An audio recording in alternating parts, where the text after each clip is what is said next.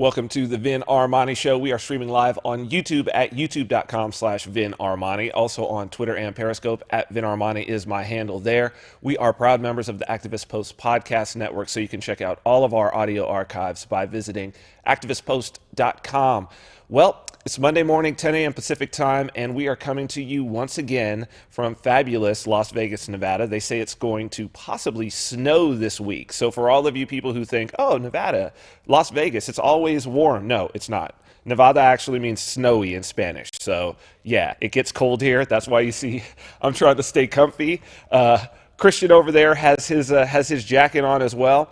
Today we've got a great show for you. We have a guest who we had tried to have on, but then there were some technical difficulties. But as it all actually turns out, as the universe works itself out, this is actually a better time to have him. The show ended up being great when we weren't able to get him, but now those technical difficulties have been fixed, knock on wood, and we've got Dylan Charles, the editor of Waking Times and co-host of the Redesigning Reality podcast. I'm very excited to talk with him. I think that this week is the perfect week to do so. He's got a unique insight into the world that I think reflects a lot of my own thinking. So we're gonna go on a little journey and a little exploration with him. So that's great. We're gonna talk about crypto as well in our stories in the first hour, and then sort of a little setup. We went into the shooting last week, but as this thing has carried forward, as I've had time to think about it, talk with people about it,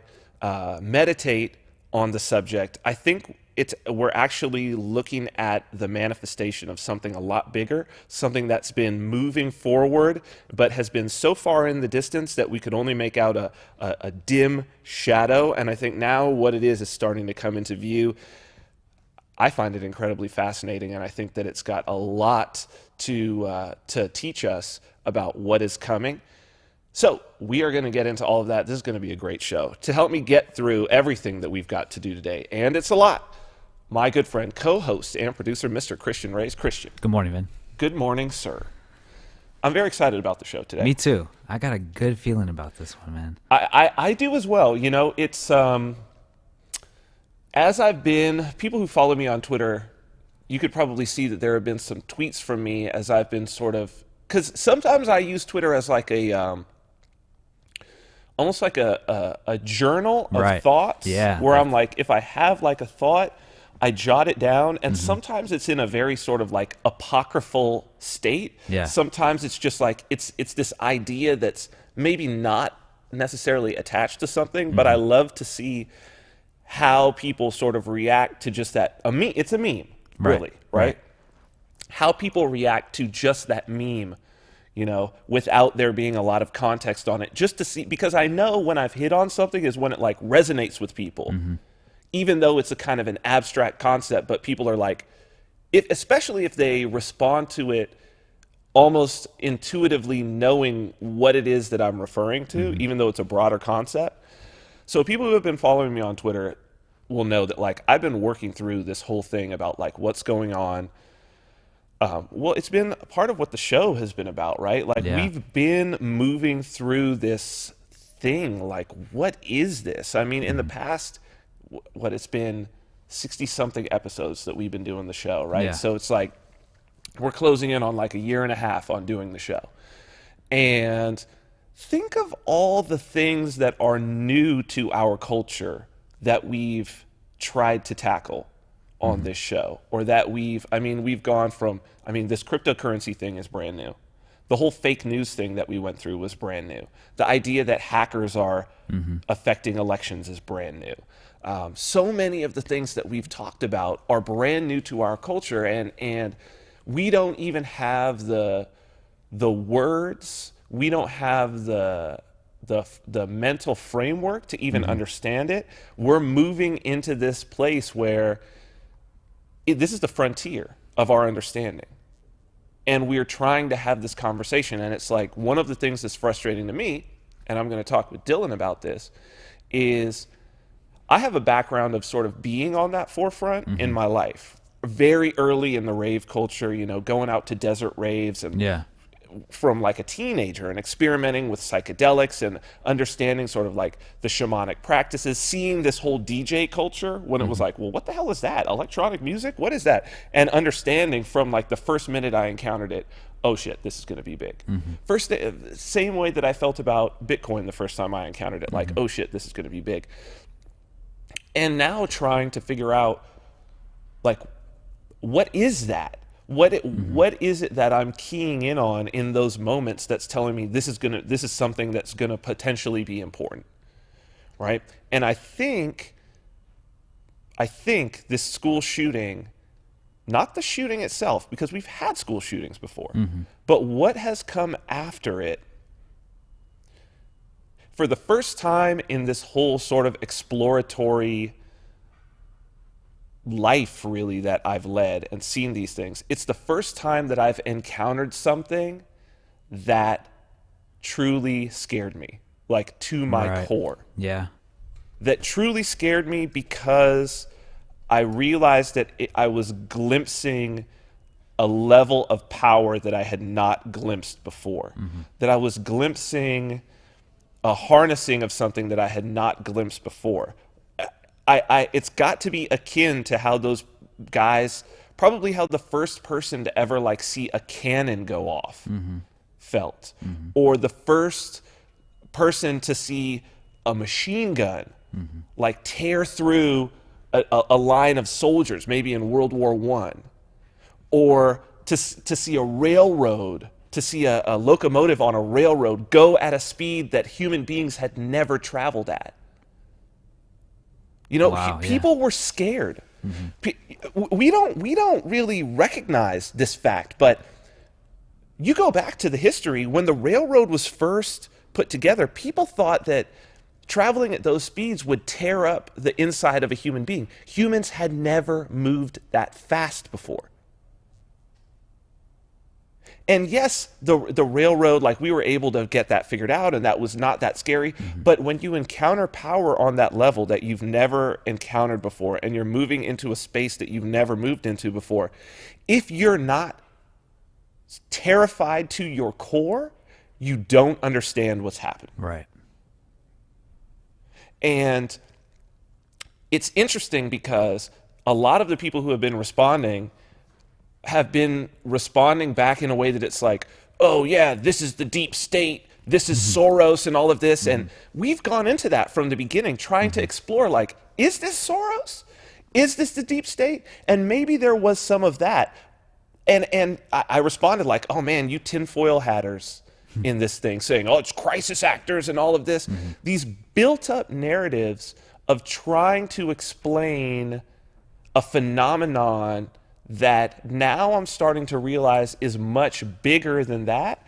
It's almost like the snake oil salesman of like selling this tonic, you know, this magic tonic that's gonna blah, blah, blah, do whatever for you. And some of them had like narcotics in it, like Coca-Cola, right? There was really cocaine in there. Like it really, and that cocaine actually is a narcotic, but it was also at the time being used as a local anesthetic, which you can obviously, you put some cocaine inside your mouth, it goes numb, right? That it had these uses, and then people just kind of jumble all these things together, and then it's snake oil.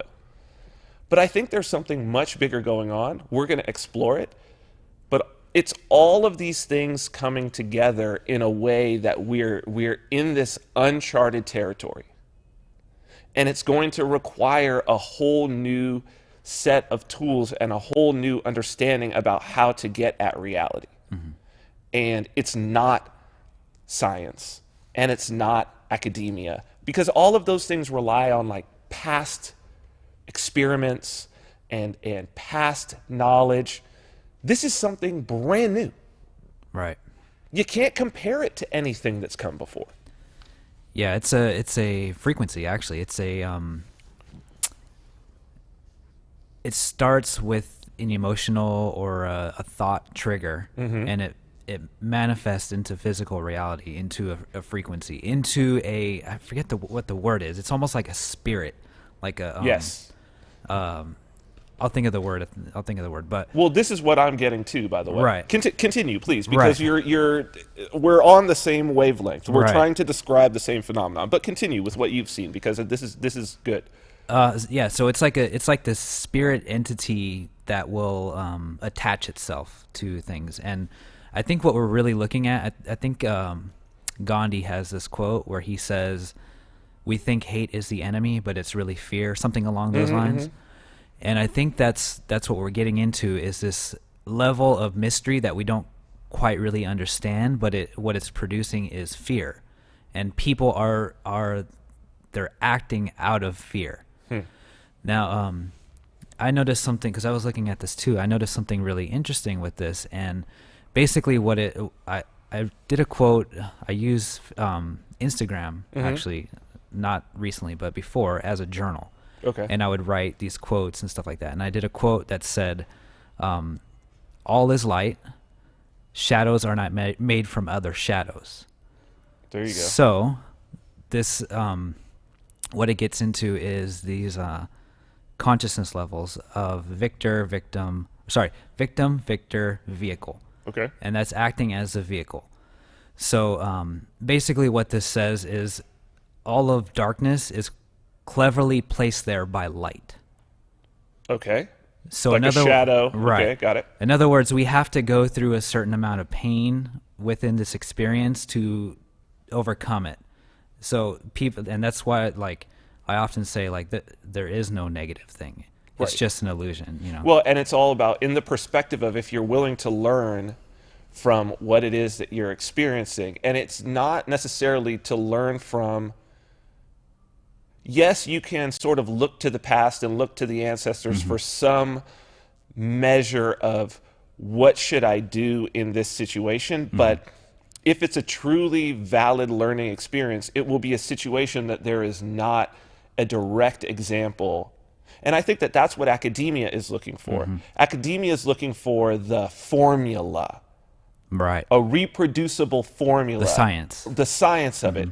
But what you need in order to have this reproducible formula and this science is, you need to restrict the outside variables. You have to create this clean, safe Yeah. laboratory where nothing from the outside can get in. Like, you have to wall off all of the chaos. And the fact of the matter is, real life is completely exposed to chaos. Right. Completely exposed. So whatever scientific theory you think that you're going to bring into the mix is just going to be inadequate. This is why, you know, these economists are getting everything wrong when it comes to crypto, which I think is that's a great sort of segue into where we're going. But before we do, on this note, something that I want to say about taking this exploration and moving through it. Just got back from Austin yesterday, was speaking at the Texas Liberty Conference. Just want to say to everybody who was there, thank you. It was amazing, amazing venue. I hope they do it again. This was the first year that they did it. It's the Libertarian Party of Texas.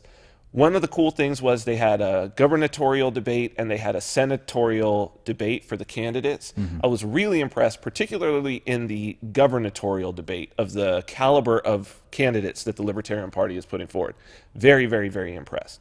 But it was, wow, Lake Travis is this big man-made lake. It's kind of resorty. It's got some very swanky sort of houses around. This venue is called the Oasis, and it's on pretty much the highest. It's the lake itself is kind of surrounded by these mountains that look straight down into it. It's kind of on the highest peak of the mountains, and then the building itself is like built up about 3 stories. That's cool. This was on the 3rd story, the giant patio outside. The architecture was the classic Austin live music venue. If anybody's ever been to Austin and live music venues, they'll know what I'm talking about. Sort of, it plays around with multi-levels, kind of saloon, That's cool. new school saloon feel in terms of the architecture. It wasn't like Old West style or anything like that. But absolutely great. But one thing about it is, you know, when I go and I do these talks, I never give the same talk twice.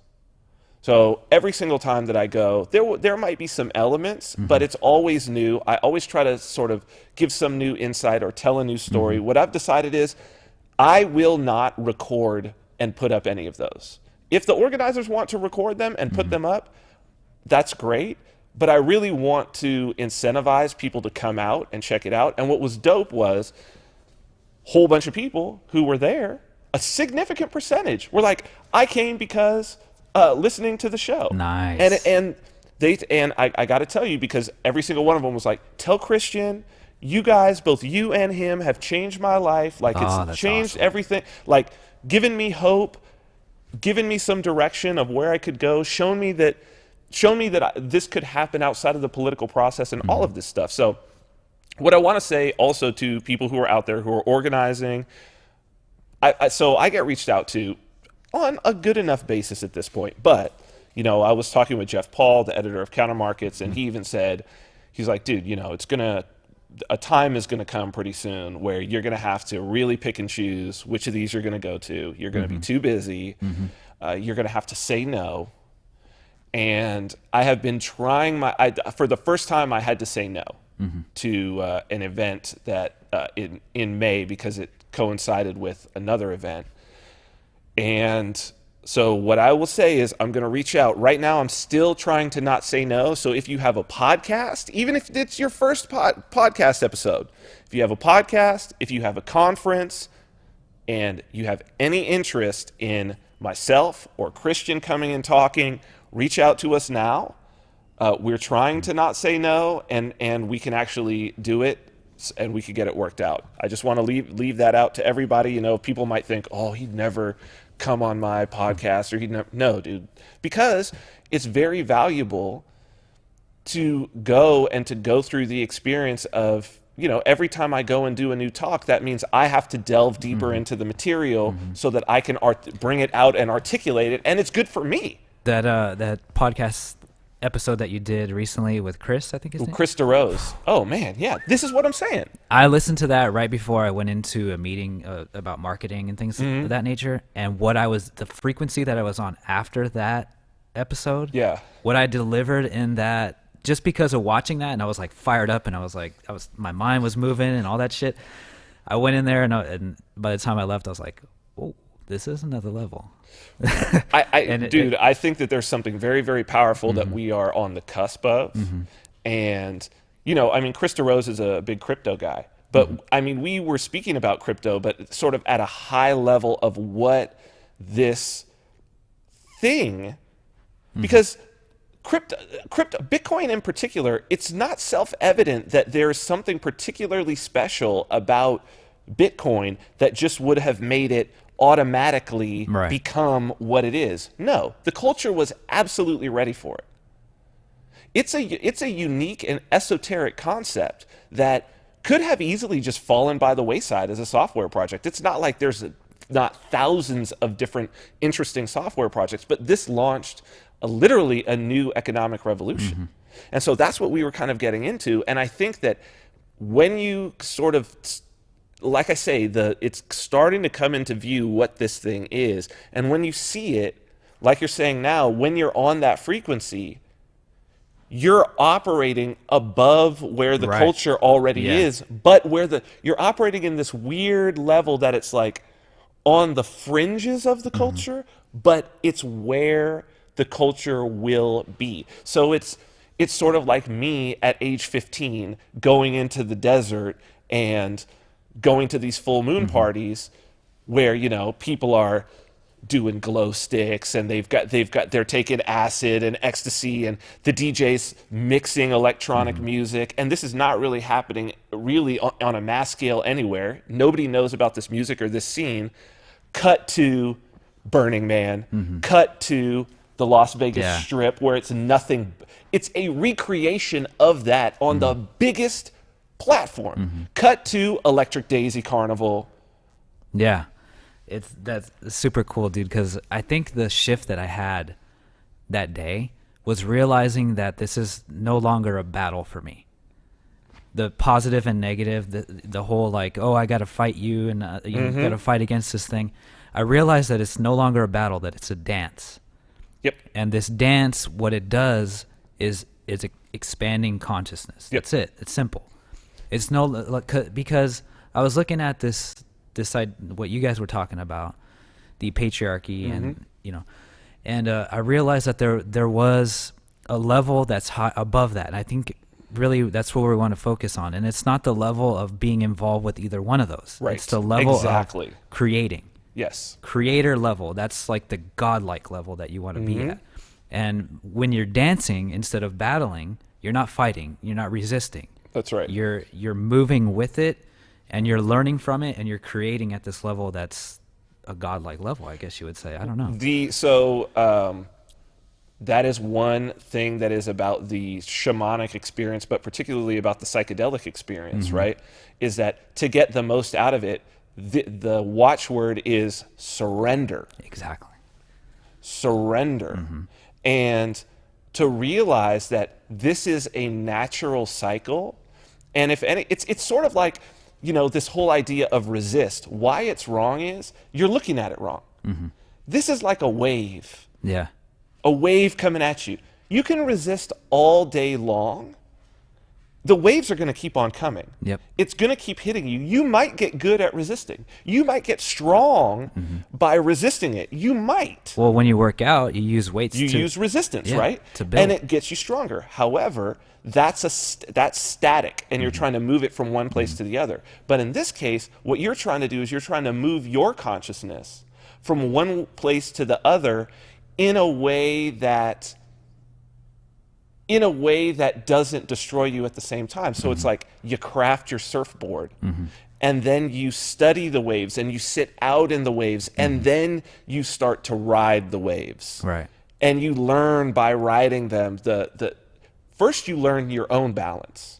That's what you have to have first, right?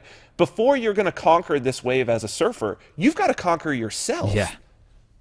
You've got to conquer your own, you've got to get into balance, because without balance, you can't ride that wave. That's why that the internal struggle is the first struggle. That's why somebody like a Jordan Peterson, who's like, no, focus on yourself, the individual first, because you can't do anything until you get some balance. You're not riding that Right. wave. I'm sorry. Yep. It doesn't matter what kind of surfboard you buy, what kind of beach you go to. God forbid you go to the wrong place and you pick and a big wave kills you. If you want to ride the biggest waves, you better have the biggest balance. That's the problem with being the victor. So the victor stage of consciousness is like, oh yeah, I'm going to win. Well, what happens when you lose? Right. You go back down to being a victim. Yep. So Yep. being a vehicle, moving through this, dancing with it, and understanding it's there and allowing it to be there instead of resisting. Now you're in a position where you can use the victor mind state to a certain extent as a vehicle. Sure. But you have to understand, like, you're going to lose, and that's okay. Well, and because you're surrendered to it. So there is no losing. Right. It's Exactly. I'm surrendered in this moment. And I'm, because that is, as a surfer, you're one with your board and you're one with the wave, and you're riding the wave.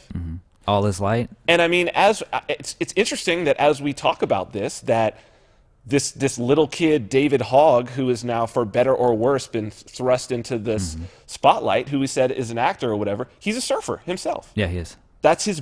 So it's like, there's so much here, and we're going to delve into it because I wanted to have it as the second thing before we talk to Dylan, because I want to set the stage of what we're talking about. First, I want to talk crypto. Some interesting things happen. I want to get into those. Before we do that, we've got new shirts from Govern Yourself. Yeah. Let's show those. Hold on. Definitely do not want to skip that. The mouse is acting up. There we go. Bitcoin Cash shirt. Go ahead and throw up the I know, the mouse is all jacked, huh? Yeah. Go ahead and throw up the address so that the people who are watching, governyourself.com, GVRNURSLF, it's over here now, .com. I know, that mouse, There we go. I don't know what's going on with it. So here we go. Here are the shirts. We got a Bitcoin Cash shirt. We got several Bitcoin Cash shirts. What does it say? Libertarians, diligently plotting to take over the world and leave you alone. I love that one. Make yourself great again. That's great. The Bitcoin Cash in green. And then I believe you have the Bitcoin Cash in orange as well. That was a cool transition there. Bitcoin Cash logo, and it says Simple Economics. Very cool. The Dash shirt. What else do we got? Feel the BS with the Bernie Sanders outline. And Individual. I like that one. I really like that one. Awesome. So people can go. You can pay with altcoins now, thankfully. Yep. You can pay with Litecoin, Ethereum. Bitcoin Cash should be in there. We'll see. Because Coinbase has changed their thing out. Have you checked it? Is it in? Not for a few days, so I don't know if it's up yet. It but could be. I think they were working because it was just disabled. Oh, it was just disabled. Yeah, okay, it's probably up. So governyourself.com, you can go and check that out. Go and get a shirt now, and you can pay in multiple currencies, which is a plus. Let's do this news number one. Some interesting developments this week in the world of cryptocurrency, and I think that we are finally reaching a stage that is a bit more evolved, where this is moving out of novelty and it's moving into real world use. Two stories that I want to talk about. Sort of the orthodoxy or the upsetting of the orthodoxy, if you will. This first one, I just want to clarify a tweet that I made that ended up in some discussion. There's a lot of I don't want to say this and come off wrong. How can I say this? How can I say this right? There's a lot of like semi-autistic individuals in the world of software. Let's just put it that way. That's just the truth. Okay? I've been in software. I feel like I could say that. And, we are very analytical and take things very literally. And I put up a tweet about this story that I want to cover. And I may have been trying to be a little provocative, put up this Cobra tweet. So my tweet said, BTC Core, BTC Kami, Marx Coin? No, this is not the white paper for Venezuela's Petro. This is an article written by the owner of Bitcoin.org. The specific part in there, let me go ahead and read this article. Put up Medium, or I'll read the important parts. So this is from the pseudonymous co-owner of Bitcoin.org and BitcoinTalk.org. This is where you can go and download the Bitcoin Core node software. So this is from Cobra. And the title of this is An Open Letter to the Bitcoin Community to Change the Proof of Work Algorithm. I have a lot of this here, but what I really want to, I'll just read a little bit of what I think is the most important. Because it's a fear narrative. Starts like this. One of the reasons many of you got into Bitcoin was the fact that it was decentralized. But did you know that this is slowly changing? More and more the network hash rate is starting to become concentrated into the hands of one man and his company. The security of our network essentially depends on them acting honorably and us being prepared to respond to it. They get more powerful every day. Based on conservative estimates of gross margin of 75% and operating margin of 65%, Bernstein analysts calculate that Beijing-based Bitmain made $3 billion to $4 billion in operating profits in 2017. As long as they control the majority of the hash rate, the only way to keep the network secure is the threat of a hard fork to a new proof of work. But this will only work for as long as the community is reasonably small and still overwhelmingly shares the same morals for a decentralized Bitcoin. Now, I want to read you the part that I'm going to go down a little bit. And I want to read you the part that made me put that tweet in. It's this. Economic incentives only work when broadly applied to many participants. If mining was distributed among 100 independent miners, each with 1% hash rate spread all over the world, you can trust the economic incentives to work as expected. It's much less likely for something to happen that would take control of 51% of those miners. However, if you have like 3 miners who matter, with 2/3 of them in one country, these incentives break down. Maybe their government takes their equipment, or they're insane, or they are just evil. So Christian, what I find so funny about this is if people will go back, we did a whole show. So what is he saying? Let's first talk about what is he saying here and who is he talking about? He is talking, now mind you, this was written this week. One of the one of the main people who can be said to have contributed to a lot of the censorship of and control over the BTC narrative, over the Bitcoin narrative. One of the people who can really be said to have contributed to the fact that there's a fork of Bitcoin Cash. This is all about Jihan Wu. Right. That's who he's referring to. In the hands of one man. More and more of the network hash rate is starting to become concentrated into the hands of one man and his company. He's talking about Jihan Wu. Now, we did a show. See, this is that Vince Stradamus thing happening again. We did a show all the way back where I was joking about the fact, satirically, that pulling from the Black Dynamite movie, that funny movie, where the enemy was the diabolical Dr. Wu. And this dude goes and has a fear narrative where he says, maybe their government takes their equipment, or they're insane, or they are just evil. After saying this dude made $3 to $4 billion mining Bitcoin last year, Shit. he's insane or evil. Right. And then this statement: economic incentives only work when broadly applied to many participants. That's just technically wrong. If that's the case, then you can't, then why the fuck can you pay somebody a salary to work for you? Yeah. Economic incentives, let me read it again. Economic incentives only work when broadly applied to many participants. No. Economic incentives work perfectly for individuals. That's First off, only individuals are active in the economy. This is Mises, human action. Only individuals act. So that means economic incentives only matter to individuals. There is no idea that you have to get 1,000 people together, and until that point, all the economic incentives break down. Well, that doesn't even make any fucking sense, dude. And to say that this guy has spent, and we went into the whole discussion. People can go and it's just type in mud decentralization, because it's such a silly argument.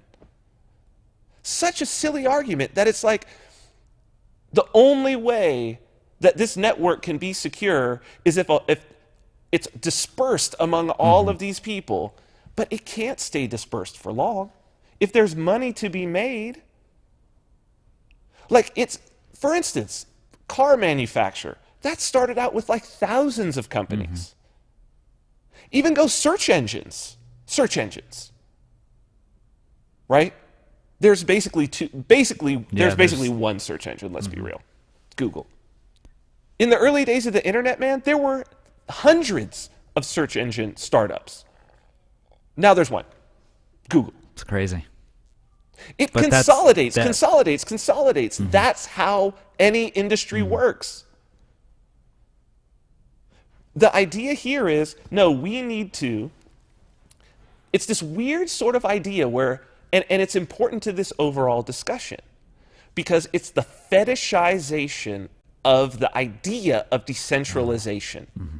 And this is where the religious shit comes in.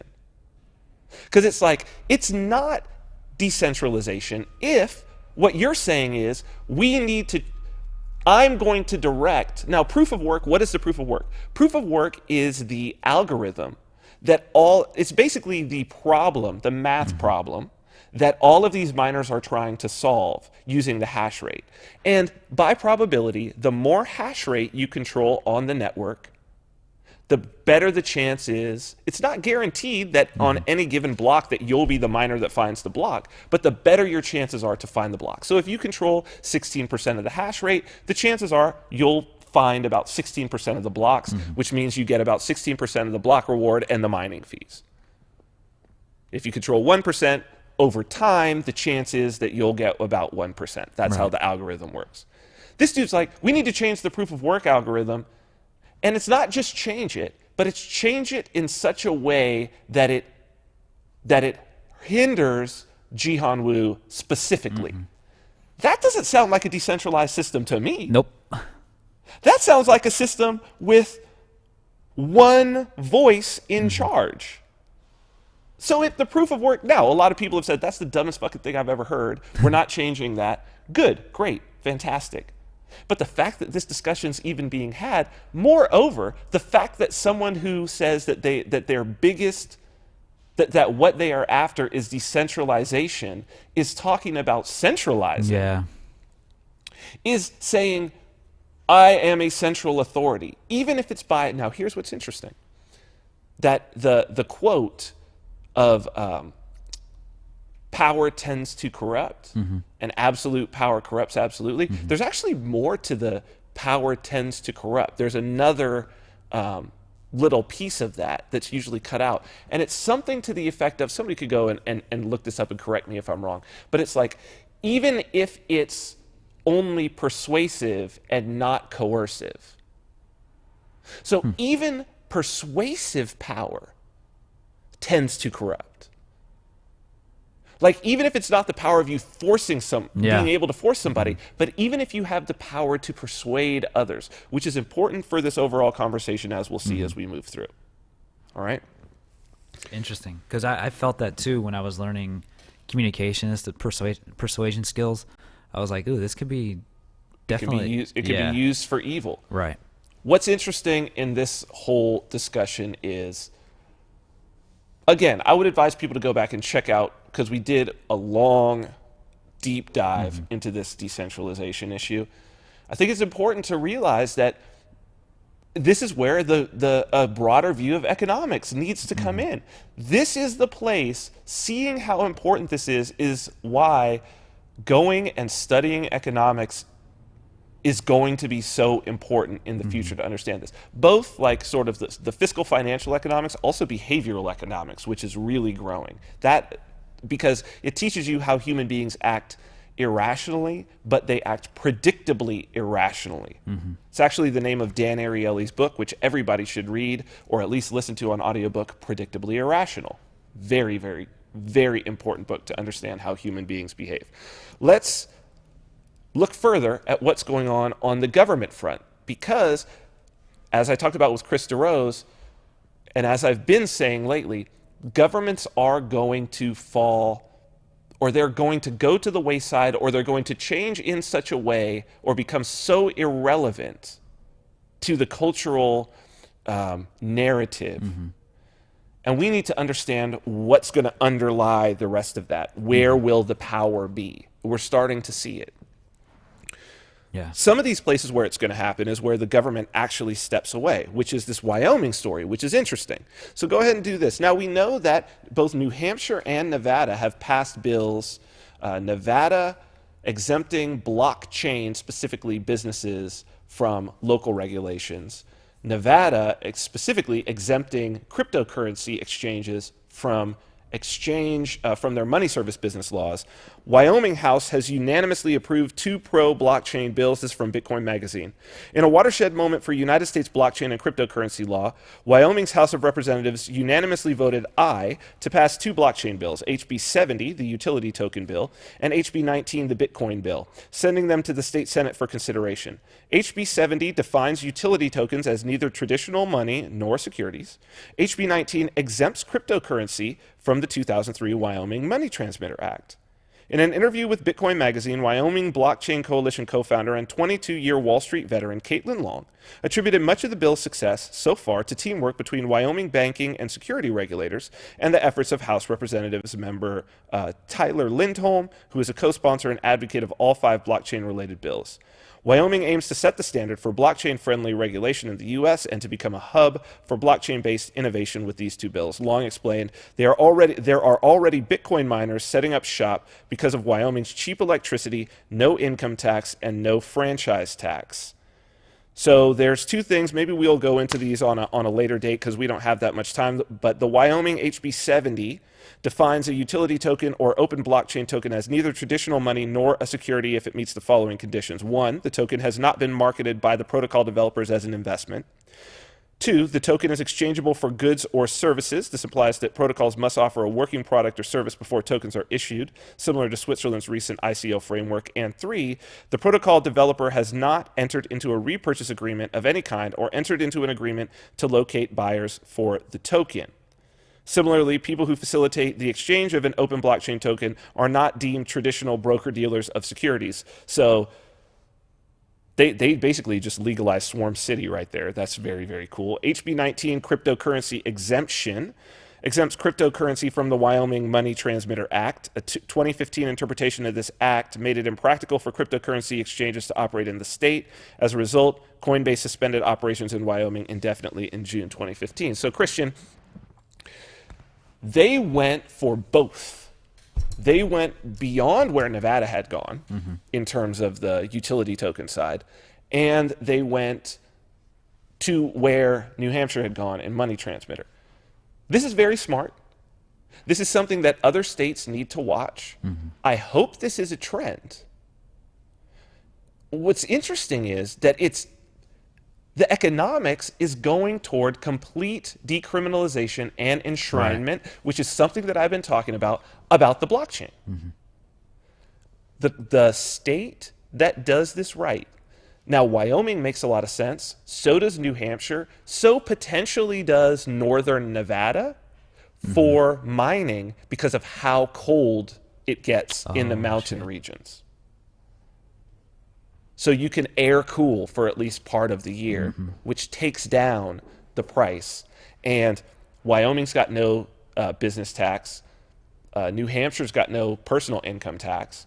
Nevada's got none unless you go above, for personal or business, unless you go above, I believe it's $4 million. It might be $40 million in annual revenue. These are going to be the states that win. There's going to be a crypto Wall Street and a crypto Silicon Valley. And it may very well be Wyoming if they get smart enough to pass this. I'm telling you, this is going on. Yeah. And what's great about it is that we're not seeing this sort of tax and regulate system. We're seeing complete exempting. And where it's coming from? Who knows? Who knows? Who knows? But I think it's part of the culture. Now, that's what government needs to do when it relates to crypto. But there was another government story related to crypto that we're going to go into that is amazing. We're going to dive into this.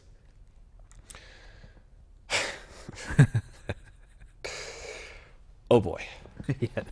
And it's to say why the old way is not going to work, particularly collectivism and socialism. Those people who are pushing in that direction, it's going to fall apart on its own. There's not much we need to do.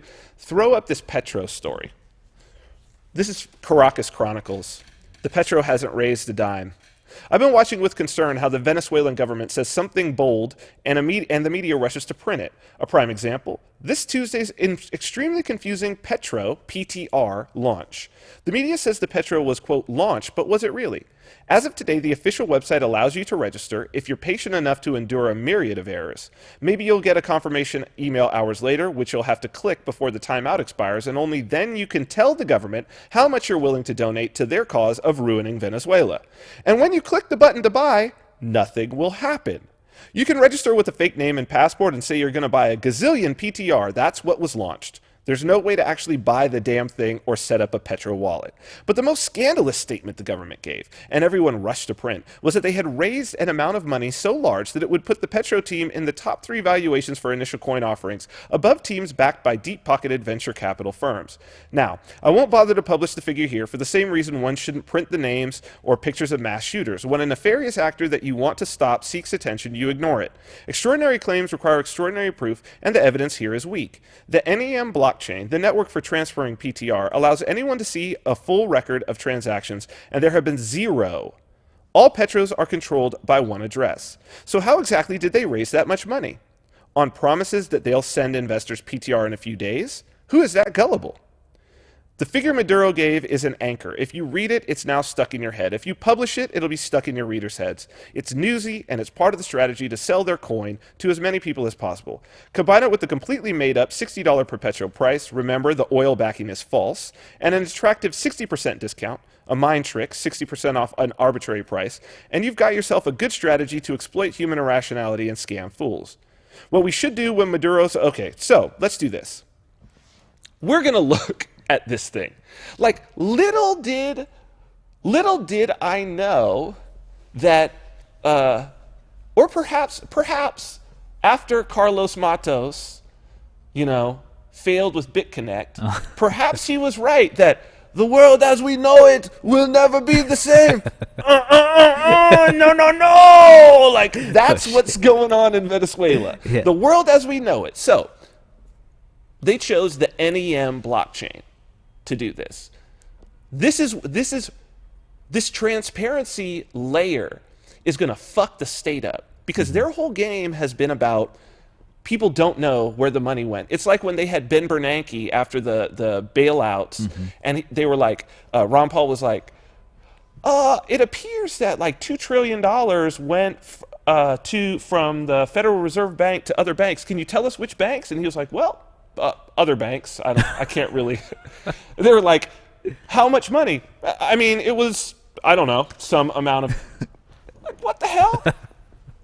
But no, we're able to see. Why don't you throw up this NEM address? This is the address being referred to. One address is holding 100 million petros in one NEM address on the NEM blockchain, which trades as XEM. Go ahead and zoom into this mosaics thing here. So mosaics are basically the tokens. They're the smart contracts. You've got, and I'll read it from here because they describe it well.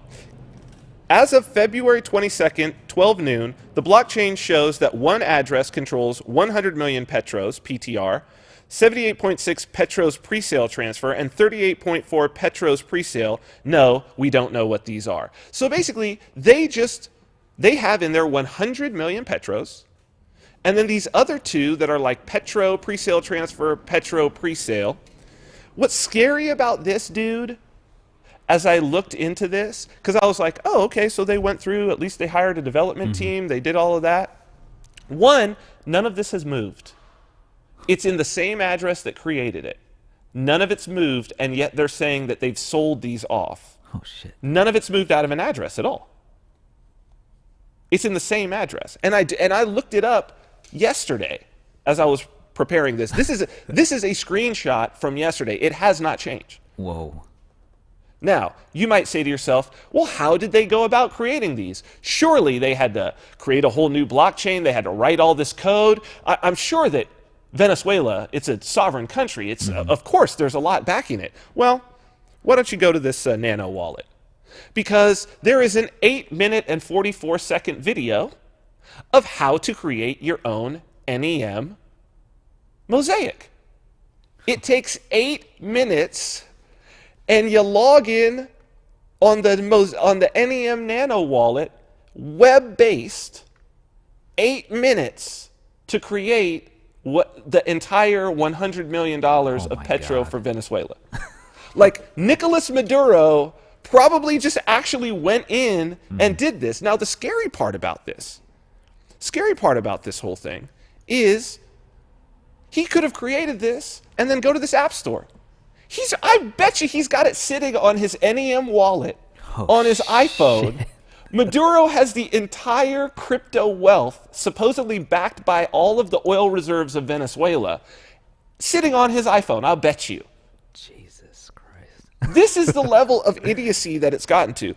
There's a guy here, throw up this Machado thing. Alejandro Machado, who's been kind of following this. He's got this Twitter thread that's crazy, right?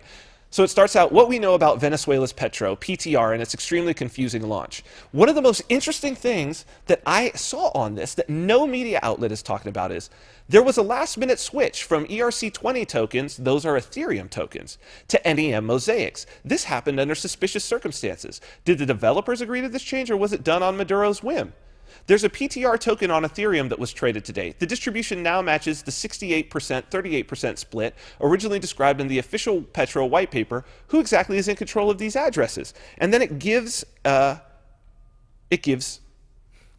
something on Etherscan, a link to see what's going on with this token.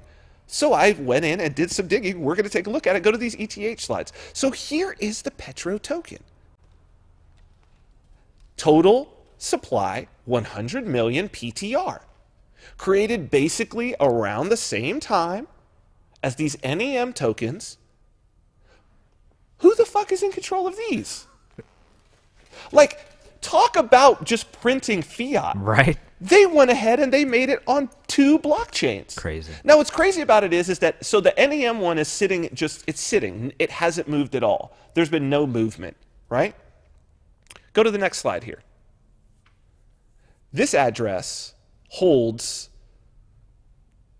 this is the address that created these PTRs. You could see there on that little drop down, it holds about like 62 million PTR, again, in this one single address that could be in somebody's MyEther wallet, Crazy. in their Koinami wallet. One address.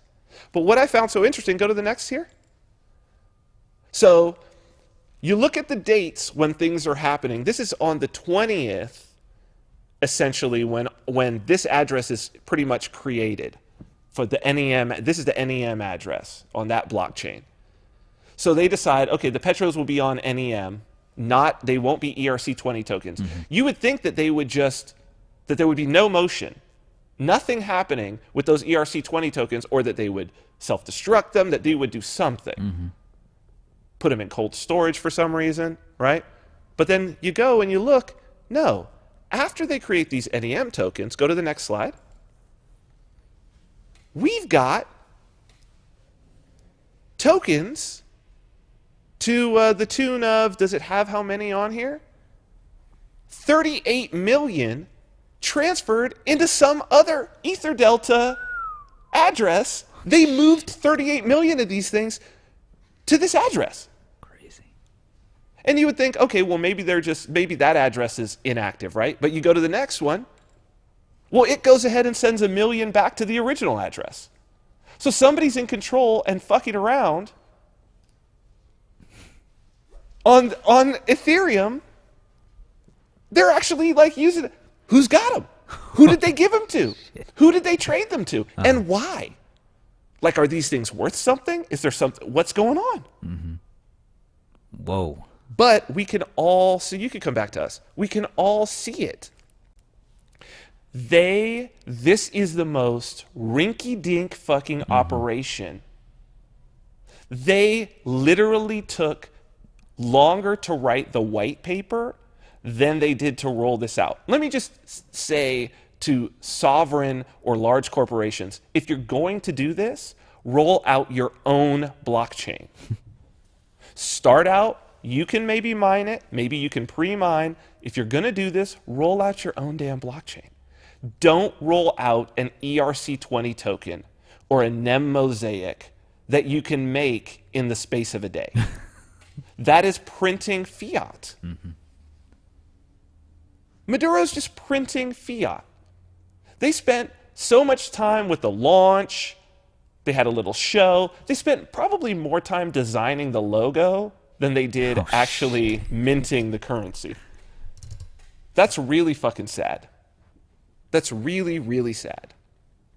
But it just shows that it's reached the end. Like that portion, that political power, as we've said so much, is incompatible. That old culture is incompatible with this new culture. And it looks like a joke when it tries to use it. It would be like taking your horse and buggy and then putting the horse inside of a car and saying, go! Dude, that's what it is. That's what it is. It's funny that you said that. I was going to say it would be like hitching a car to the back of your horse. Right. And putting your car in neutral. Yeah. And sitting on the hood and be like, go, Nelly, go! That's what they're trying to do. So I feel so bad for these damn Venezuelans, dude. So bad for them. Which is one reason why this thing with Cointext, people have been reaching out. Is it available in Venezuela? It's actually not, because their SMS system is such crap and their laws are such crap. But then at the same time, people are like, oh, I can't get these Venezuelan developers. They don't want to do anything. They're going to be like, what's in it for me? And all of this. And it's like, well, then you know what? They say you get the government that you deserve. Yeah. If they don't want, it's not my job. It's not my job to help the people in another country on another continent if they don't want help.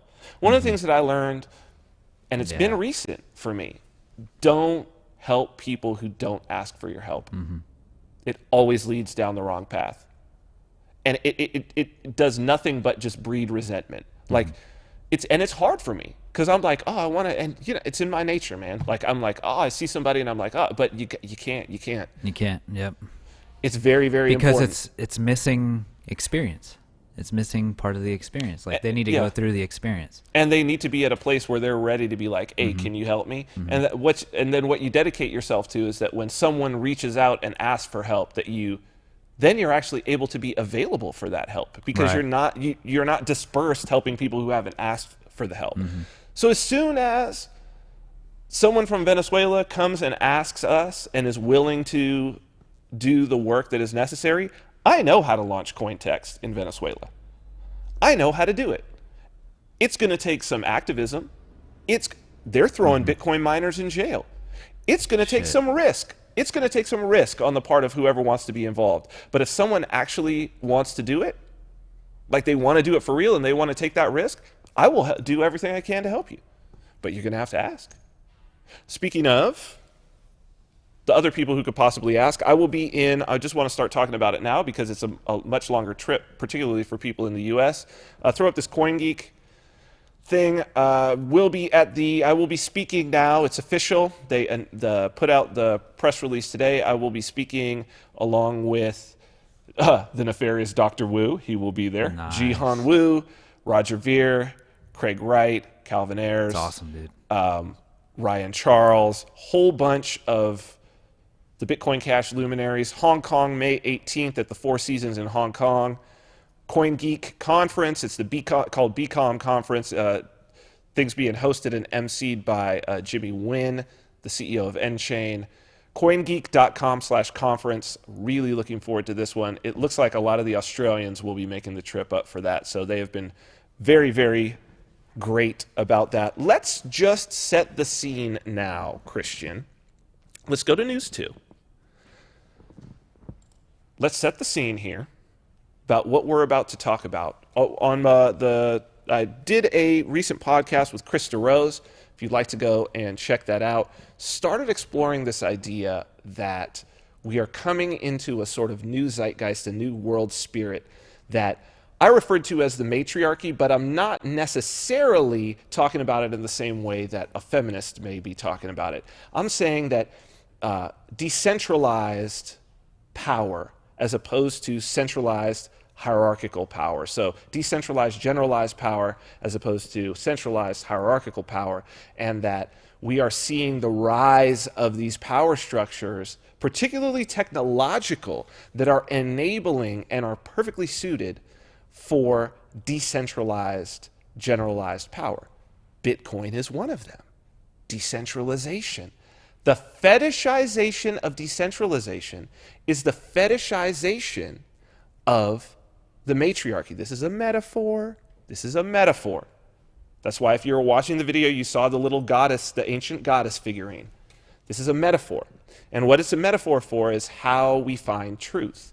How you find truth, traditionally, what we've known for the last 10,000 years, in a centralized hierarchical structure, which means that there's a leader and then there's sub-leaders and sub-leaders and sub-leaders. How you find truth is you go up the chain in terms of authority, right? Can I speak to your manager, please? You go up the chain and then they say, oh, I don't know that. Let me take it up the chain. Oh, I can't make that decision. Let me take it up the chain until you reach the person at the top who says, and they just make the decision. And it's a very efficient and effective way when you don't have the technological tools to sort of poll everyone. It's a very efficient technological way to control mass amounts of people. And so we've had this sort of structure for a very, very long time. The matriarchal structure is different. This is the hierarchical, it's also a hierarchy, but it's a little bit different. And the way that the power structure works is through consensus, which is what the Nakamoto consensus is, the main innovation of Bitcoin. How do you get a decentralized network? to communicate with each other on a global scale. It's a system of consensus. But in order to have consensus among millions of members dispersed over vast different distances, there needs to be a technological solution, and you need to have layers of connection, a web of connection between all of them. And social media has become that for our culture, and it's breeding a new sort of global matriarchal system that is based on consensus. And we know what this system looks like in a small scale because we see it, it's the archetype of sort of the mean girls in school who control this consensus narrative. And we've seen this like the movie Can't Buy Me Love. There's even like a Family Guy satire of it. It's the thing where the cool girl starts dating the cool guy, and then he becomes cool because there's a consensus that whoever she's dating is cool. We've never been able to have that where we had enough intertwined conversation of that sort of what we might negatively call gossip, but it's really seeking to find consensus. We've never really had that on a global scale until now. And we're starting to see how it plays out. Christian, go ahead and tell Dylan that we will be with him in probably 5 to 10 minutes. I just want to set the scene with this.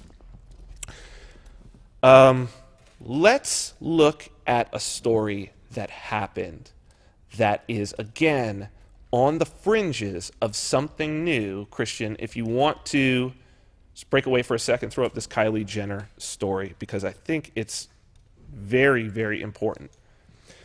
The headline is from Fox News: Kylie Jenner breaks up with Snapchat, and the $1.3 billion with a B dollar loss in stock value is a lesson for other companies.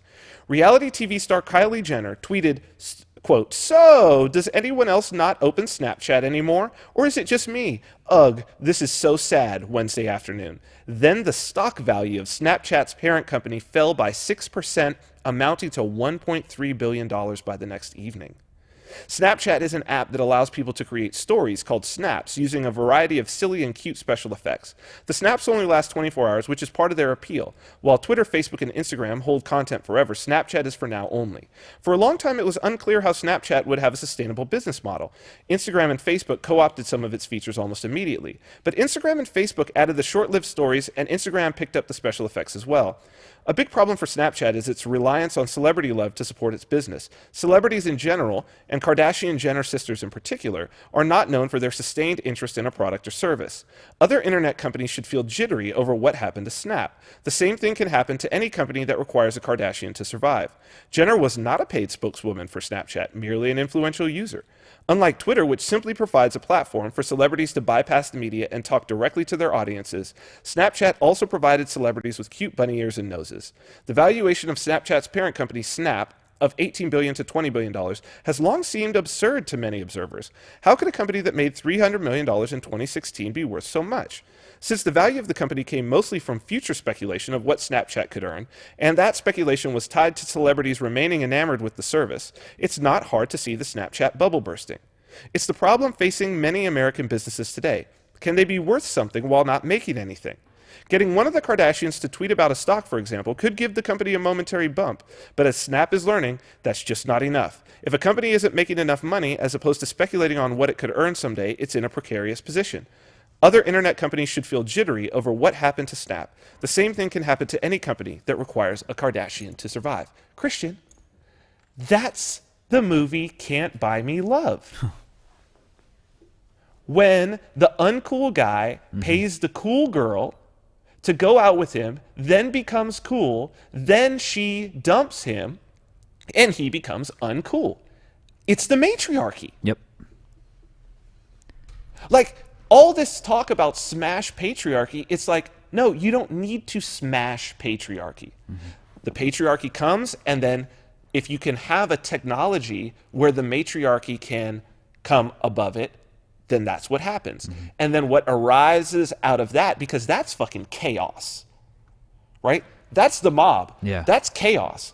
What naturally the matriarchy then tries to find, and this is why we use this matriarchy, patriarchy, because these are just energies that have shaped men and women, both our biology and our psychology, through the division of labor through these energies, but the energies themselves are not male and female. It's hard for people to get their heads around this idea. Like, we were once a species that we didn't have sexual dimorphism in the way that we do. Men and women are significantly different in our species. We didn't always have that. But as we started to, the roles that we were playing started to diverge from each other, nature naturally picked the body type and the psychology that worked for this particular activity and worked for this one, and it made the differences broader and broader and broader. But what's interesting is we're starting to see the distances close. This is what the gender debate is about. The distances are the distance between these roles is coming back together as our entire culture changes, as what's important, what this cycle is demanding changes, right? This is the fact that someone could write a story about this and not see what this is, because we've never seen it before. Not see like, oh wait, that's just like the cool girl in school who makes the guy cool. Like, we know this archetype so much that it's satirized. I mean, there was a Family Guy episode about this. I think Nick Cannon did a movie where it was basically a remake of Can't Buy Me Love. It's been done and redone so many times, but we have never seen it on a global scale because the interconnectedness of communication. Like, sure, you could do it on a high school scale. Everybody's in the same place. They're talking to each other, talking, right? Easy.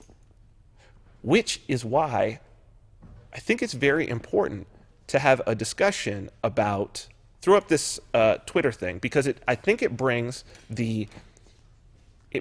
into view what's happening in the aftermath of this school shooting. So this is my tweet.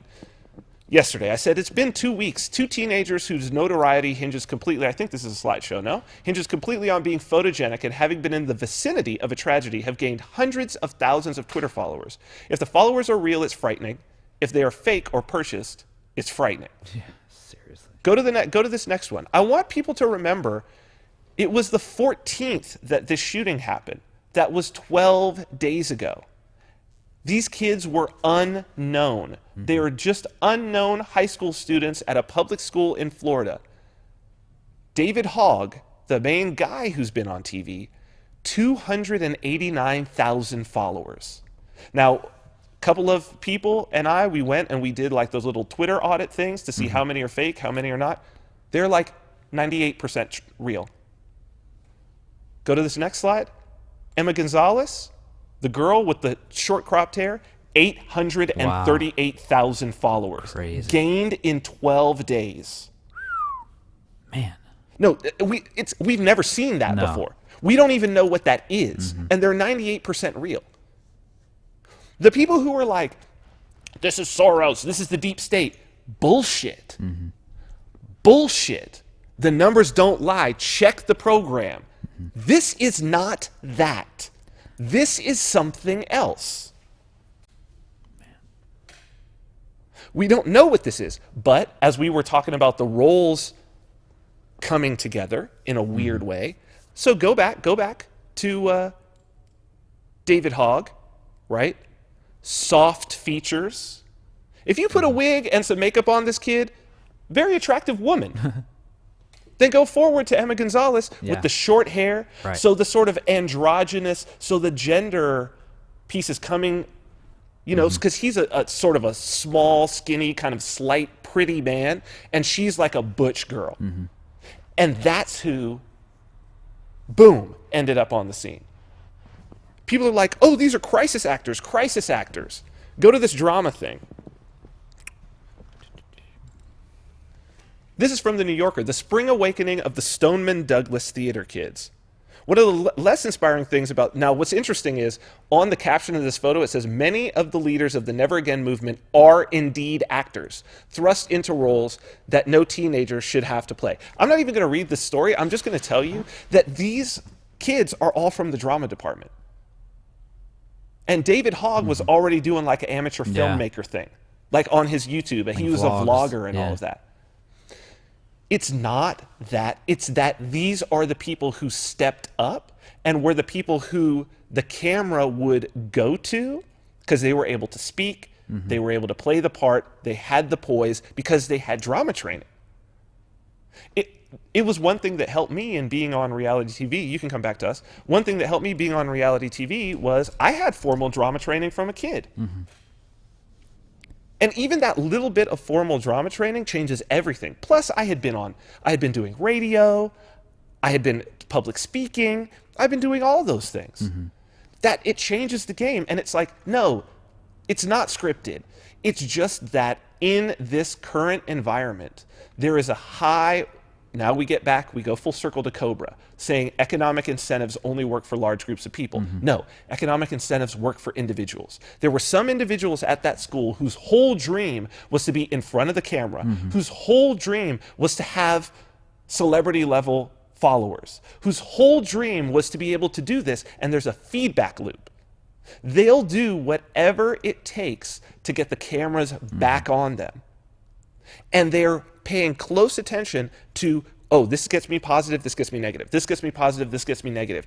And they're young enough that social media has been a part of their life as long as they could remember.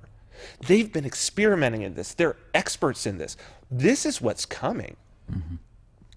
And you saw what Kylie Jenner did to Snapchat. That's a business, and it's Snapchat, and you may not care.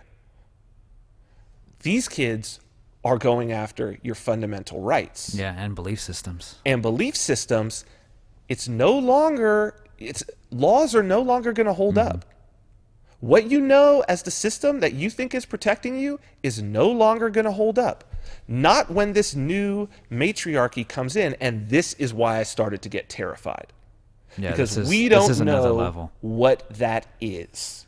Well, what I noticed too is like, even when the mistakes that or not mistakes, but like natural flaws, I guess you would say, just amplified everything, because now you got the other side coming after them saying, oh, they're crisis actors and blah, blah, blah, and all this stuff. And it goes back and forth.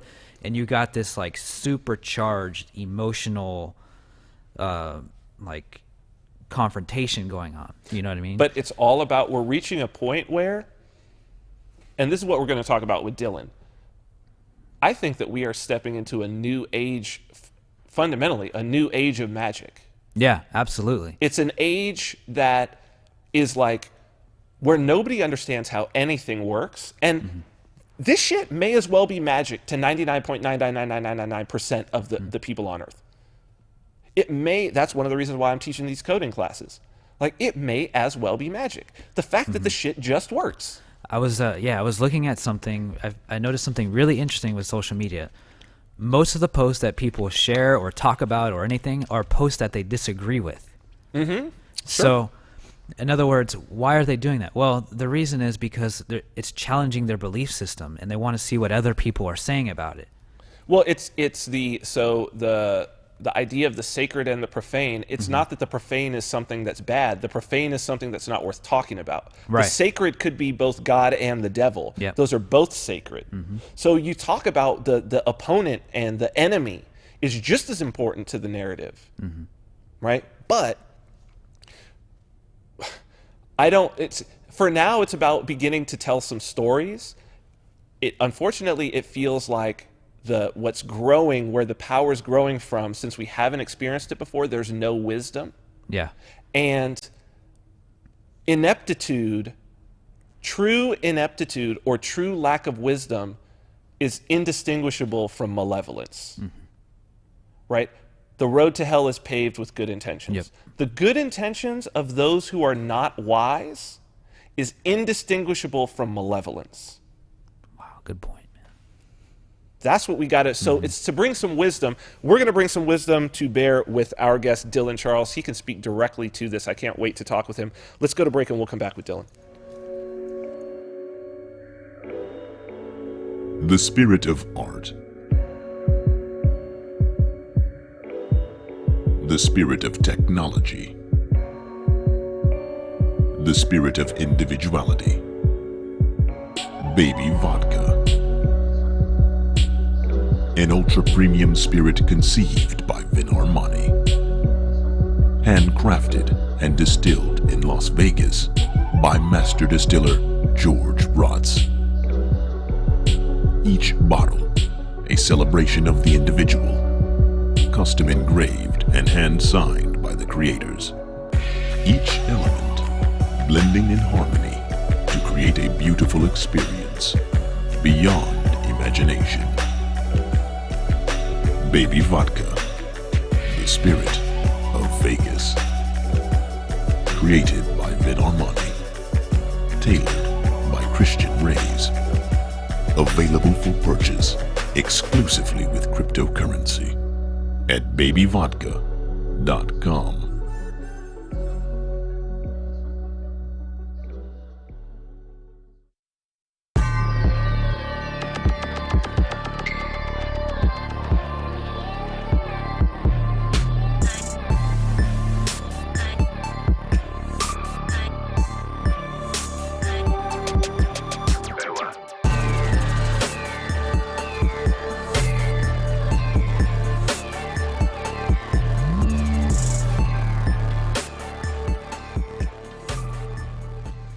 Welcome back to the Vin Armani Show. We are streaming live on YouTube at youtube.com/Vin Armani. Also on Twitter and Periscope at Vin Armani is my handle there. We are proud members of the Activist Post Podcast Network, so you can check out all of our audio archives by visiting activistpost.com. I'm not going to do counter markets today because we've taken enough time, and I want to have enough time to get to our guest. I think we've set the stage well. So let's go ahead and go straight to our guest, Dylan Charles. Dylan is the editor of Waking Times and co-host of Redesigning Reality, both dedicated to ideas of personal transformation, societal awakening, and planetary renewal. His personal journey is deeply inspired by shamanic plant medicines and the arts of Kung Fu, Qigong, and yoga. After 7 years of living in Costa Rica, he now lives in the Blue Ridge Mountains, where he practices Brazilian Jiu-Jitsu and enjoys spending time with family. He has written hundreds of articles, reaching and inspiring millions of people around the world. Dylan Charles, welcome back to the Vin Armani Show. Thank you, Vin. Yeah, it's good to be back. Sometimes things don't work out the first time, but I feel much better about today. Yeah, it's interesting. Someone had, and we talked about this when we were doing the sound check for the show, someone had tweeted at me and said, "Oh, isn't it sometimes bad that you do live when things happen that when things go wrong in the way that," and I was like, I don't think things went wrong. It's interesting because this conversation, while I think we could have had a very cool conversation the last time that you were scheduled to be on, something has energetically changed in the world even since then, at least for me, that's noticeable. So let me set it up like this, because I want us to be able to just meander as we go through this. I want to set it up like this, okay? As I was leaving from preparing the show yesterday, from getting all the pre-production ready and heading home, had my YouTube on, and I've heard that you're a fan of Terence McKenna. Is that correct? Yeah? I like Terence, all the sages of our days, yeah. So it was a little piece from him, and he was talking about shamanism, which definitely is an important idea to me, but there was something in there that made me re-listen to about this 10 minutes over and over and over. And he was talking about that the purpose of the shaman is to go into that uncharted territory that is even in front of culture, and to sort of come back, tell the story or manifest that, and that the shaman is actually creating culture by bringing the culture forward in a way, right? And I feel like much of what you've been doing in what we now call the alternative media, and myself as well, but what you've been doing for a much longer time, what you do with your podcast, is traveling into this uncharted territory. If you as well feel that something has changed energetically, that there's some uncharted territory, maybe we could start there. If you can articulate, perhaps as best you can, and then we'll jump off. What is it that you feel that we are approaching, or that we're moving toward? That's a cool question. I was just listening to you talk about the matriarchy a little bit ago, and you had some really interesting thoughts about that. One thing that you said stood out to me and really kind of sums up where I'm at these days. You had mentioned the term feedback loop. Mm-hmm.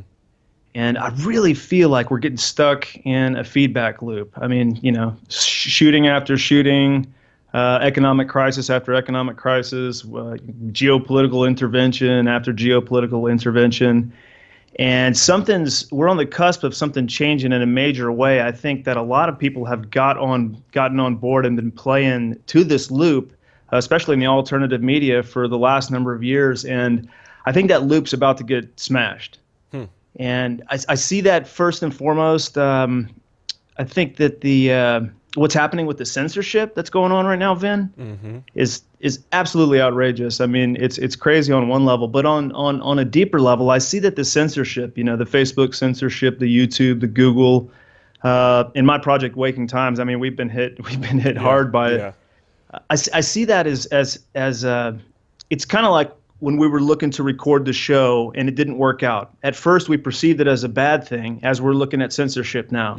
But ultimately, we're in a better place. We're more relaxed. We have a lot more to talk about today. Same thing with the censorship. At first, we're perceiving it as a negative. But what I see is going to happen is it's going to break a lot of people out of that feedback loop that we're in with the alternative media. Because, I mean, you know how it works. Reporting on a school shooting, reporting on a terror attack, like Las Vegas or anything, it's turned into a business model, basically. Absolutely. And that's kind of messed up. What does that do to your consciousness if you're looking for the next crisis so that you could turn a buck on it?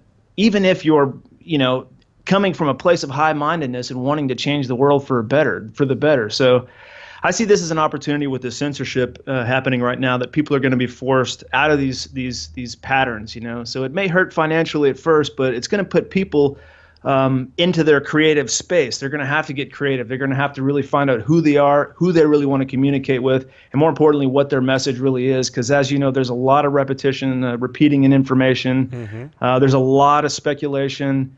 And there's a whole lot of useless information out there right now. So what I see is hopefully busting through this same thing, this idea of a feedback loop, onto something new. It does seem to me, and this has held true for me as somebody who, it's been in the last, I guess it's probably been about eight years now, but I spent 6 seasons on a reality show, and when I first initially, the idea, even to me, the person that I already was it was almost like, I don't want to do this. The idea of even reality TV in 2010 was, to me, I didn't own a TV. You know what I mean? Like, I was like, this is the worst possible situation. Right. But at the same time, I said, but perhaps I can walk into this in a little bit of a different way. Perhaps I can walk into this and try to, this is a gauntlet for me to prove my own authenticity. And I think through it all, it served well, not just for me and not just for the show, but for the people who were watching. I see you saying that our best weapon in this fight is to become our authentic selves. To go inside I like that. And to become authentic, that's the only way that we're going to be able to bring something positive out of this. So I want to get into this broader conversation because I think that's the most important place for us to go in this. There's so many people who, the negativity of, there's this censorship, there's this coming from the deep state, there's all of these different forces aligned against me, and they get stuck talking on that external. I've been there. As have I. But I know that you, at the same time, as have I, devoted your life to going into the internal.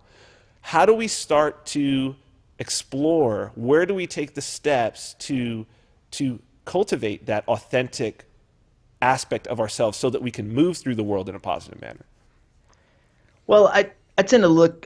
I'm kind of curious about what's preventing people from being authentic in the first place. I mean, you have the whole web of indoctrination and the programming and the propaganda and everything that's going on. And so I think that the first step to that is what a lot of people in the alternative media are doing. There's a lot of people doing fantastic, outstanding work still of helping people to see that they are being fear programmed. And it is that fear specifically that really keeps people from stepping out and taking the chance on themselves to be who they really want to be and follow whatever dream it is that they want to be. So I think that the first step is breaking through that I don't know. I kind of look at it as like most people are stuck in sort of a level of contemporary consciousness. You know, they see whatever's going on and they just take it at face value. You know, you walk through the airport and CNN's on every frickin' LCD display, and it's constantly in there. Your mind is filtering it out on the conscious level, but it's, you know, sinking into your subconscious constantly, and it's never being challenged or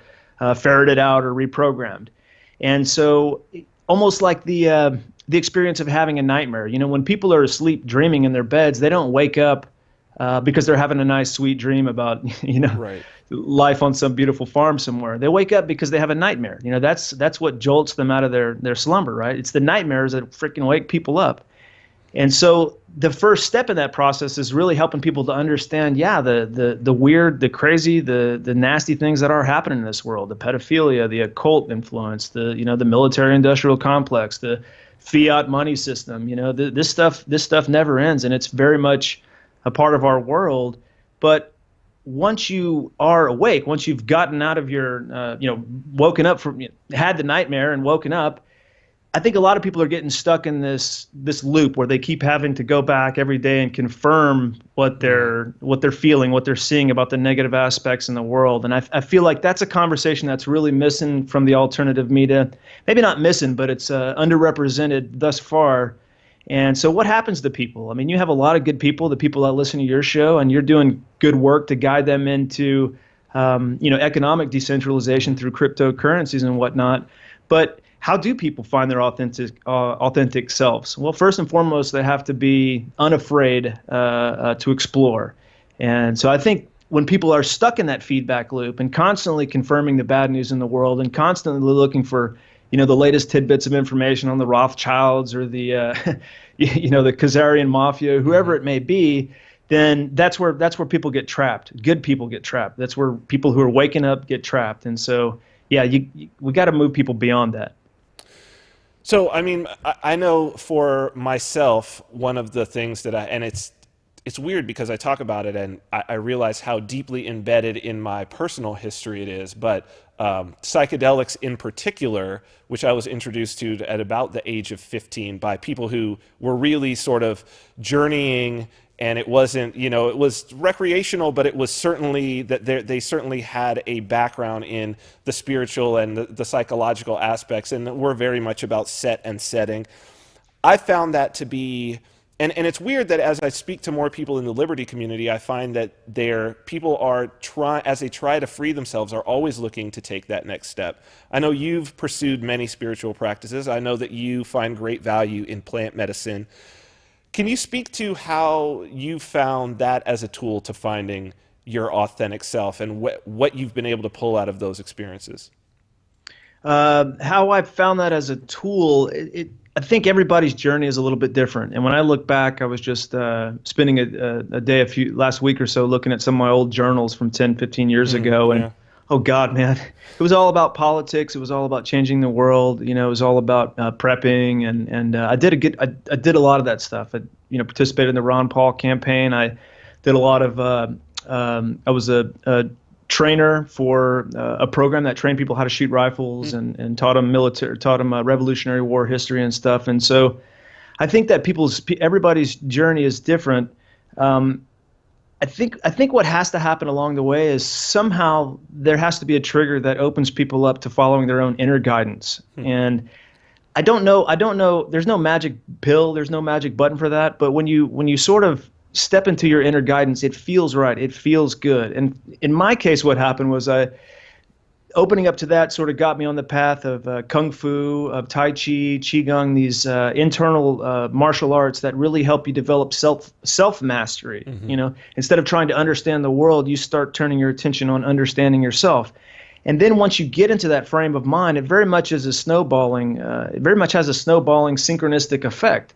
Good experiences and the right experiences fall into your lap. And so in my case, plant medicines came along quite late in that journey. And first for me, it was ayahuasca, and I didn't know anything about it when I heard about it. This was in 2000, 2009 was the first time I heard about it, and the opportunity to do it came to me in 2011, and I honestly didn't know what I was getting myself into. And same thing with the African shamanic plant medicine Iboga. It sort of fell into my lap a few years later. I did not know what I was getting into, but I had learned by that point that I can follow my inner guidance onto a path, the personal path towards my own peace, my own understanding, my own balanced relationship with the world. And so ultimately, I think the value of any of these medicines is it's a healing process. They do call these things purges for a reason. There's a lot of stuff that we have to purge, a lot of energy, a lot of emotional baggage, funky garbage, ghosts and demons and crap and programming that gets stuck and locked in the mind. And being free of that, a lot of people don't ever have to go back and do these medicines again once they've tried them. But they really do help people to see the contents of their inner self and understand them for what they are, and understand which aspects of this stuff they're carrying around with them are self-destructive and got to go. Mm-hmm. So I think that this is a good jumping off point, because it's a question that I've had, and I feel that there are very few people who are walking the type of path that you're walking, the type of path that I'm walking, in terms of trying to do what we can to wake people up to whatever revelations we have come across on our journey. And so it's rare that I get a chance to sort of query someone else and sort of be able to see that mirror. But in moving from all that you've done with Waking Times, I've been listening to now your new podcast, Redesigning Reality, which is totally resonates with me. It's something, it's unlike anything that I've heard, particularly because so few people have been able to have those types of experiences and then to have the type of dialogue. Christian and I, when we're really on, we're able to do it because we're both travelers, and so we've been able to have those experiences and bounce off some of these ideas. And I always hope that it's resonating with other people. I think that when you talk about deep things, even if they haven't been there, they sort of get the vocabulary coming through. Can you tell us the story of how, because it's a unique process that you're going through within that content, can you tell us the story of how you decided to pursue doing this podcast, how you decided on the format? Why did you feel it was important to start talking about these things? Yeah, that's an interesting question. I mean, to be honest with everyone out here, I've been afraid to communicate with the public on this level. I've been writing articles as myself and under a number of pen names for, heck, Vin, I even used to work for Activist Post back in 2011. Yeah. And that was prior to starting Waking Times. And my goal with Waking Times was to develop my skills as a writer. Well, here we are 6 years later, and I'm pretty good. I got that side taken care of. What I realized was that I was hiding behind the blog, and it just wasn't any fun anymore. That was a big part of it. So a big part of the podcast for me is just further advancing my own capacity to express myself. Now, so anybody can start a podcast. What do you talk about? I mean, it's very tempting to go and analyze the news of the day, and I just feel like there's a lot of people that are doing this. There's a lot of people picking apart the conspiracies, and that's being done. There's plenty of people doing excellent work on that, and there's it's tough. I mean, my co-host and I, my co-host Jeff Anthony and I, he and I have known each other for a number of years, and we've been having these conversations, and they always felt good. We'd be sitting out. He lived in Costa Rica. We'd be sitting out in the jungle, and maybe sometimes we'd have done some psychedelics or what have you, but they always felt good, and I could sit and talk to this guy for hours, and it was always real. And he's a unique individual who's faced some pretty serious challenges, and if you tune into the podcast, you can understand more about that. But the conversations that we had, that he and I always had, always just seemed real. And when people were around us and sitting around us and listening, it was like they had to stop thinking about the sports or thinking about work or thinking about the beer runs or whatever it was going on, because they were hearing things that they weren't hearing anywhere else, and it made them think. And as you know, if you sit around at a party and anything and you try to talk politics or conspiracy, it's such a divisive thing. Everybody is programmed already on how to react and what to say. And so that doesn't that doesn't always take people very far anymore. You get a lot less mileage out of that kind of stuff. But in terms of waking people up, when people start to understand that life is a journey, life is about evolving oneself. It's about evolving one's own consciousness in order to ultimately be at peace with what's happening in the now, whatever that is. And when people realize that, it resonates. People want to feel good. I mean, for whatever messed up things are happening out there, people want to feel good, and I think you know that, Vin. And so I think the podcast that we're doing, it's evolving quite rapidly. Both of us are learning how to communicate in this format, and we're going to start bringing on guests, kind of people that we feel that really are able to communicate this message of the importance of looking within oneself in order to better understand and solve the problems of the world by first solving those problems within themselves. This seems to be the theme of our generation, perhaps. And it is, I don't know if you caught as we were talking earlier, but about this, I don't know what we could get, tragedy celebrities. I don't know. Is this going to be is this going to be a new thing? It's a little bit worrisome to reward people for having experienced tragedy. I'm not sure the place that this is coming from. Certainly it seems like it is an evolution of the celebration of the victim, right? As opposed to sort of embracing and having empathy and compassion for a victim, that it's like out celebrating and looking for a victim. And I think, right. What are your thoughts upon, because I noticed that this is something that you guys do touch on in the podcast, and it seems to be something that many people are starting to talk more about that journey past your own victim or past your own victimhood. What are your thoughts about where we stand as a culture and perhaps where we can move forward, and how you've approached that issue yourself? It's just so easy to be a victim.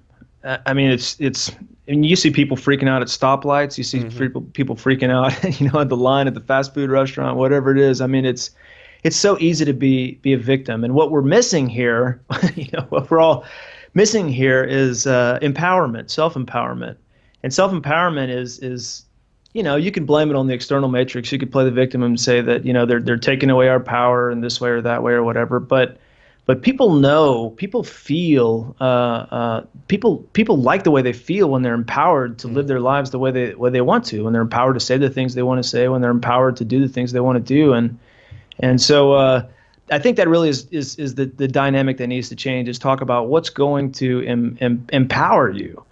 I mean, as far as like tragedy celebrities being rewarded for playing this part in a scenario of victimization, I mean, that's happening in the alternative media too. Look at the last couple of major mass shootings. I mean, it's very much it's rewarding to participate in that frequency of conversation. They have the system is structured in whatever, whoever's designed, but it's structured in some way to reward participation in the lower vibrational thinking. And I really feel like it's incumbent on each one of us to first, before we decide how it is we want to affect the world, to really understand ourselves and really understand what it means to think from a higher level of consciousness. Jeff Berwick is a good example. You're into cryptos. Jeff Berwick is the crypto. I know Jeff well. Yeah. Yeah, I mean, like Jeff Berwick, I think, is a great example. If you watch some of his podcasts and some of his work, he talks about how his process, his journey, there's a lot of spiritual awakening in his journey of understanding cryptos and fighting for the decentralization of the economic rules that we have. And so that's what's empowering. When people wake up and realize that they don't have to be afraid, when they don't have to be victims, then they can go out and touch the world in whatever way they want to touch it, whether it's dealing with economics, whether it's actually directly involved in politics. I mean, look at the poise Ron Paul has in politics. He's not coming from a space of divisiveness. He's not coming from anger, right? Have you ever seen Ron Paul angry? it's frustrated pretty, no, sometimes, but not angry. No. Sure, but he has that grip on what his role is in the big scheme. So he's empowered to be able to speak his truth in the arena that he's supposed to speak it in. And so I think that's really where people are hoping to get for themselves. They want to affect the world. And unfortunately, reading the news cycle over and over, getting stuck in the loop isn't doing it. And it's only making yourself sick. And so you have to heal that. You have to get that stuff out of you, whether it's psychedelics or plant medicine, whatever your heart calls you into action to do. And once you do that, then you can actually really reach out and touch the world. This is an interesting. I want to dig a little deeper into this, because this is something that I constantly struggle with, and that I get, I think, some pushback from people on is I do see, and I struggle because something happens, and I do see the broader matrix, and I do see that there is some control and some machinations from a certain place, and I often am actively and explicitly telling people that I'm not going to go there, even though I see these things. But yet, at the same time, it's very, I try to take it to the higher level, and it seems like it's never good enough on either side. If I don't, expound my entire view of the lower level matrix, some of these people get pissed off. If I don't take it to the highest level, some of these people are like, you're playing around in that conspiracy theory land. You've been at this for long enough now. What have you learned about, because this is good for me, I need this. What have you learned about making that balance? Or what are the lessons that you've brought out of the experience for yourself? Man, when you ask me that, what comes to mind first and foremost is some of my journeys with the plant medicine Iboga. And Iboga is a very curious, very strange. It's very simple. It's not like ayahuasca. You don't cook it or anything. You don't mix plants with it. You just scrape the bark off of a little shrub from Western Equatorial Africa, and you just ingest that bark. And by itself, it sends you in this insane mental journey. And it's very much a process of looking first and foremost at the contents of your own mind. And in that space, I had been able to see just how this morbid fascination our culture has with violence, which it has with control and death, essentially, how that works its way into the subconscious mind. And so being able to see that stuff clearly, being able to understand why it is that people want to know so much about the conspiracy, understand what is it inside of us that naturally pulls us to want to feel that dark side, to want to look at that dark side, to want to experience that dark side. You know how news works. They put up pictures of a bunch of bodies laying on a field that were blown up by a drone strike or whatever. People click on that stuff. There's an innate human fascination we have with looking at the dark side.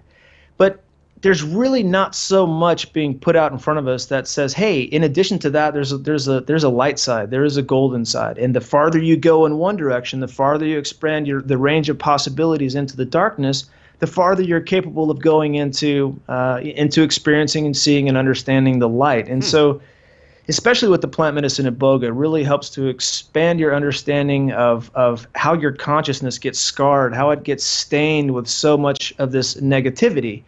And so that, I would say, was the one thing that truly helped me a whole lot into understanding just how dangerous isn't the right word, but just how much it can weigh you down, all this stuff, just how much thinking about every aspect of this, just how much indulging in the conversations about conspiracying and trying to make sure that you understand every angle of every conspiracy, of every plot, and I'm a history buff. I love to read history books. And I've read I've read lots of literature on how the global governance is being put together and how the Council on Foreign Relations and Trilateral Commissions and all these organizations are working.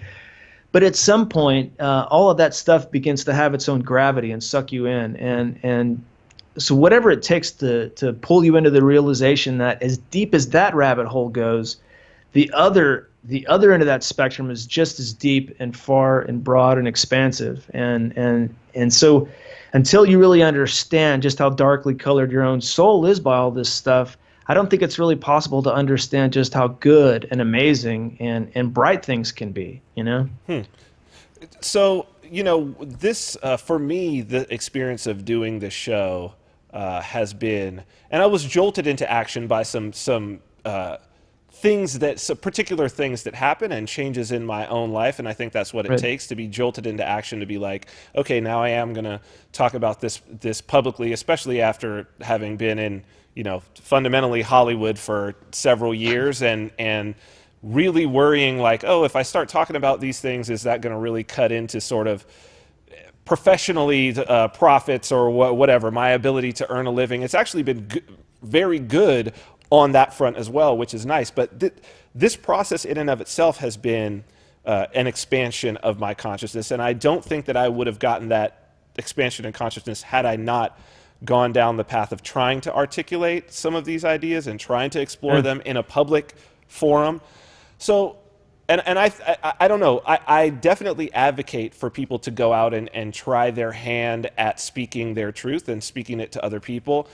What advice do you have, because this is something that people confront me with when I see them, what advice do you have for someone who wants to start out writing, who wants to start out doing a podcast? This is something that you've explored. I mean, going back to that beginner's mindset, what would you say are the lessons or the sort of advice that you would give to somebody who now wants to take that step themselves to discover themselves through speaking their truth to others?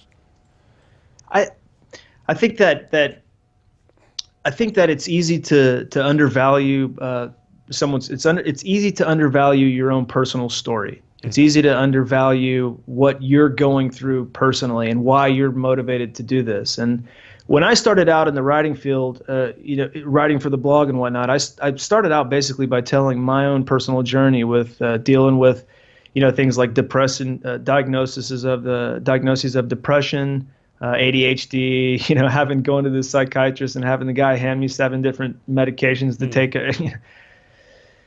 all of that stuff, So I basically started telling my story, and my story goes back. What really the first parts of my journey on this path were dealing with that horror of, oh my God, what if 9/11 was an inside job? And you could see, for the couple of years after I started to get that realization, I was out passing out DVDs. I was out passing out, all of the DVD conspiracy DVDs, Loose Change and all that good stuff, and burning hundreds of copies and going to concerts and speaking events and all this kind of stuff and making sure that everybody understood what I understood. So I would say, like, for people, follow your heart, don't undervalue your own story, and see what happens when you play in these different arenas. Politics for me was I didn't get involved for very long, but it was a tremendous learning experience for me. See what happens when you try to influence people to think the way that you want them to think. See how difficult it is to control the minds of other people, or to bring other people's opinions around to sway with your opinions. Just learn firsthand how important it is, or just how much more impact you have on other people when, instead of telling them what to think, you tell them what you're thinking, right? Like what you're feeling, right? And I think the personal story is something that really has a lot of value to add to this conversation. That is awesome, dude. Powerful stuff. I'd like to have you back on again, perhaps regularly, and lay out, some specific issues to go through, because I know that the type, the type of background that you have, and myself as well, I know that sometimes a conversation, there's so many layers of it, and I know there's even more layers for us to go into today, but we are running short on time. So I definitely want to have you back on. Can you tell people where to reach you, which details, what's the best way to contact you and check out the stuff that you're doing? Cool. Thanks for that opportunity, Vin. Well, our podcast is called Redesigning Reality. You can find it at redesigningreality.com. Pretty simple. That'll get you to the YouTube page, the audio downloads and all that kind of stuff. if you search for any of that stuff on Facebook, it's there. Wakingtimes.com is my website. Through that, they can contact me personally, and then that's probably like the two major places right now. And because of what's happening with the internet right now, we're actually moving on to some other bigger and better projects. So hopefully in the future, I'll be able to tell you more about those. But that's probably the best spot. Yeah.